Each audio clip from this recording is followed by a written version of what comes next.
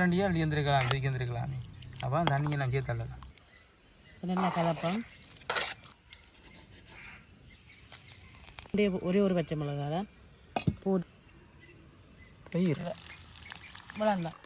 உறவுகள் அனைவருக்கும் வணக்கம். வணக்கம். நாங்கள் நல்ல சுகமாக இருக்கிறோம், நீங்கள் நல்ல சுகமாக இருக்கணும்னு சொல்லி ஆண்டவனை வேண்டிக் கொள்கிறோம். இப்போ 2-3 நாளாக பார்த்தீங்கன்னு சொன்னால் வெக்கை கொஞ்ச நாளுக்கு முன்னே நீலண்டு வெக்கையாக இருந்தது, இடையில கொஞ்சம் சரியாக இருந்தது. இப்போ திருப்ப ஆடி மாதத்தில் பெருசாக வெக்க வாரையில் காற்று தான் அடிக்கிறது. இப்போ 2-3 நாள் சரியான வெக்கையாக இருக்குது.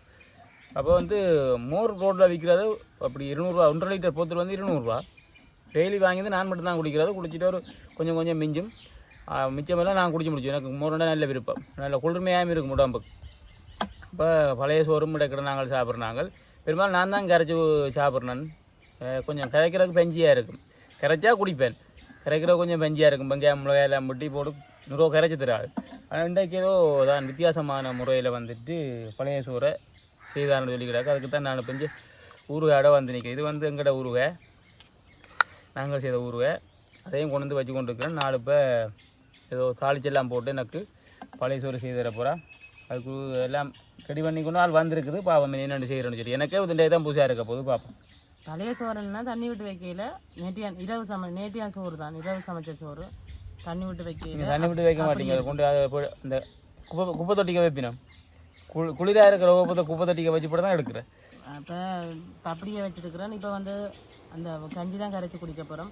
கரைச்சேன்னா பால் ஒன்றும் விடாமல் தயிர் எல்லாம் கொண்டு வச்சுக்கிறாக்கு. ஊறுகாய் நான் எனக்கு நார்மலாகவே நான் ஊறுகாய் தான் குடிக்கிறேன். நான் பார்ப்போம் என்னென்னு சொல்லி. பாசுமதி சோறு அது அண்டு என்ன சாப்பாடு செய்து போட்டு நேற்று மிச்சம் வச்ச சாப்பாடு, மிச்சம் வச்ச சோறு. சோத்துக்குள்ள இப்போ தண்ணியை விடணும். வெள்ளை சோறு தான் கிடக்கு. குத்தரிசிக்கோ சிவப்பரிசிக்கோ அதுலாம் இன்னும் நல்லா இருக்கும். நான் கிடந்து அதில் செய்கிறேன். இதுக்கு தண்ணி விட்டுட்டு இரவு ஊற வச்சாலும் என்ன புளிக்க வச்சாலும் நல்லா இருக்கும். அந்த இரவு பழஞ்சோருக்கு தண்ணி விடுறாங்களே அப்படி வச்சா அதுவும் நல்லா இருக்கும். நான் விட்டு வைக்காதால இப்படியே செய்கிறேன். இதுக்குள்ள வந்து வெங்காயம், கொஞ்சம் வெங்காயம் சின்னதாக வெட்டி வச்சுக்கிறேன். கிணக்க தேவையில்லை, வெங்காயம் அளவா போட்டால் காணும். வளமையான கஞ்சி மாரி தானே, வளமையான கஞ்சி மாரி தான். அதுக்குள்ளே நாங்கள் தயிர் ஒன்றும் சேர்க்க மாட்டோம். இல்லோ அப்போ தயிரை சேர்க்க போகிறீங்க? தயிர் சேர்க்க போகிறேன்.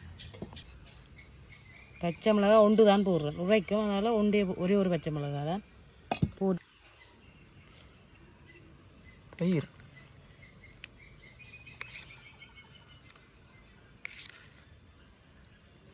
விட்டு காதோடு. நான் தானே தயிர் கொஞ்சம் இப்போ தயிர்கள் வந்து குளிர்சாதன பட்டியில் வைக்கிறோம். அப்படியே ஜோக்கர் மாதிரியே இருக்குன்னு. செத்த மிளகாயும் கருவேப்பிலையும் வந்து தாளித்து போடு. இப்போ வதக்கி போடுவோம். இதுக்குள்ளே இப்போ சட்டி வைப்போம். இவ்வளோ பெரிய சட்டி, இவ்வளோ சின்ன சட்டி. இதை இப்போ நல்லா கலப்போம்.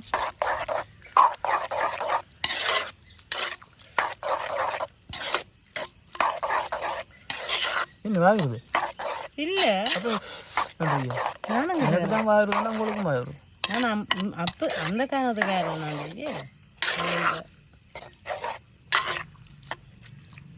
இந்த மட்டியான சும்மா அந்த மாதிரி தான் இருக்க போதும். இதை இப்போ தாளிக்கும். எண்ணெய் கொதிச்சிட்டு பொருள் 5-6 பொட்டுக்கடலை காணுமே 5-6 எனக்கு தேவையில்லை. 2 செத்தல் மிளகாய், மிளகாய் அதையும் வதக்கி எடுக்கணும். சரியாக விடாமல் வதக்கி போட்டு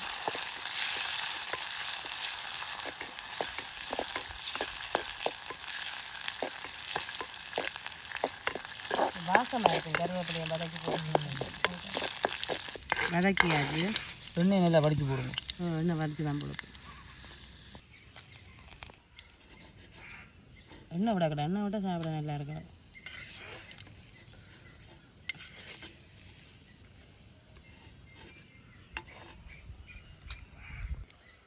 நல்லா கலப்போம். உப்பு வந்து வாயிலெல்லாம் பச்சுட்டு தயிரெல்லாம் மட்டும் நாங்கள் எல்லாருக்கும் வாயில் வச்சு பார்த்துட்டு கொஞ்சமாக உப்பு போடத்தானே போகணும். உப்பு போடத்தானே வேணும். தண்ணி எல்லாம் போட்டு கலந்து போட்டு உப்பு போடுவோம். உப்பு தானே சேர்க்க போகிறேன்.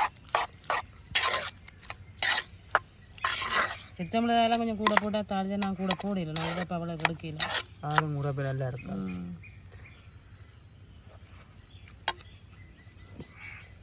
போலே தாங்க வாயிடுது.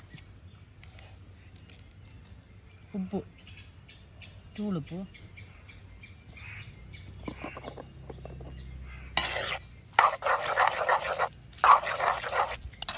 பழந்தண்ணி இருக்குல்ல, நிறைய சோறுக்கு வச்சிருந்து போட்டால் அது தயிர் விட தேவையில்லை, ஏன்னா புளிச்சே இருக்கும் நல்லா. அப்புறம் அதுக்கு தயிரே போட நல்லா இருக்கும்.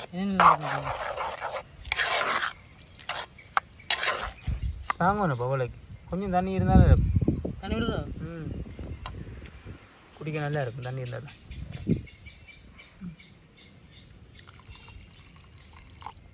உங்களுக்கு தண்ணி தானே வேணுமே. இப்போ வெயிலுக்கு நல்லா இருக்கும் தண்ணி குடிக்கிறது. அப்படியே மண் சட்டியில் விட்டுட்டு இதில் விட போகிறீங்களோ இல்லை எனக்கு அதில் விட்டு தர போகிறீங்க? உப்பு பாருங்க உங்களுக்கு. ரெண்டியாக அப்படி வந்துருக்கலாம், இதுக்கு வந்துருக்கலாமே. அப்போ தண்ணியை நான் சேர்த்தலாம். எல்லாம் பெரும் போகிறது குடிக்கலாம். தண்ணி விடுங்க, தண்ணி விடுங்க. சோறு வேணும், தண்ணி விடுங்க. சோறு அள்ளி சாப்பிடுங்க கையால். தண்ணியை விடுங்கப்பா. அப்படி அப்படிங்க. அதுக்கு தண்ணி இல்லை, வேணும் தான் குடிக்கிறது. தண்ணி விடலாம், போட மாட்டா தண்ணி விடலாம். ஆனால் தயிர் எப்படி ஒரு அமிர்தமாக இருக்கான்னு பழைய கஞ்சி விரும்பி குடிக்கிறார்களுக்கு இதை பார்த்தோன்னு இல்லை ஒரு ஆசையாக இருக்கும். புக்கையில் 2-3 தரம் ரோட்டுக்கு போய் கடைக்கெல்லாம் போய் வந்தேன். முகமெல்லாம் காஞ்சி கரைவாடாக போச்சு.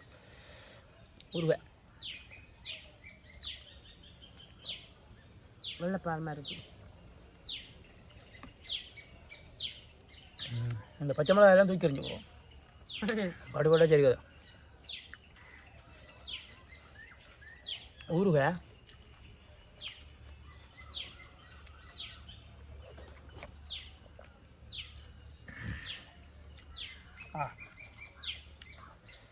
கை வைக்கவே குளிர்மா தெரியுது. என்ன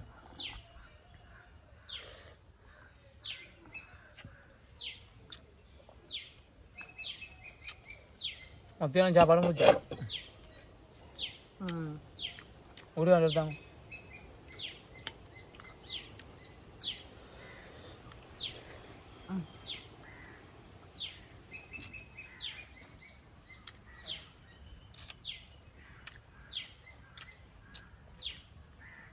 அம்மாக்குமே அமிர்தம் தானே. நடுவிலுமே நான் சாப்பிட்றேன். நான் சிந்திர பழம் தான் நானே சாப்பிட்றேன்னா.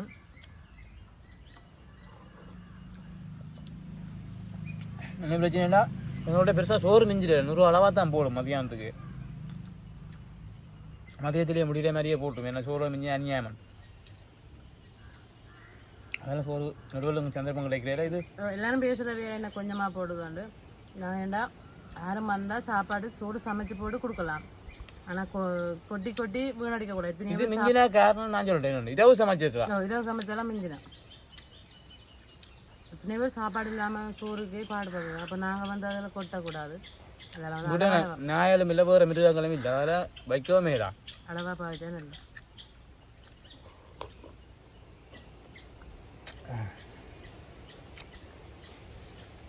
ஒரு காலத்தில் தயிரே சாப்பிட மாட்டேங்குது. சாப்பிட மாட்டேங்க. தயிர் மனமே பிடிக்காது. யூடியூப்புக்கு வந்து இடையில தயிர் போட்டு நான் சாப்பிட்றேன். நான் மட்டும்தான் சாப்பிடுவேன். கொஞ்சம் கொஞ்சமாக அந்த கையில் தட்டுப்பட்டு போகும் தானே தயிர். இப்போ இடையில சாப்பிட்டாக்க எப்படியோ கலந்து மாதிரி கொஞ்சம் கொஞ்சம் போய் அதுக்கு ருசி பிடிச்சிடுது. இப்போ நான் தயிர் இல்லாமல் சாப்பிட்டாலும் அது மினக்கட்டு சொல்லும் போய் தயிர் வாங்கியாங்க. மரக்கறி எப்போ சமைச்சாலும் தயிர் இல்லாமல் சாப்பிட மாட்டோம்.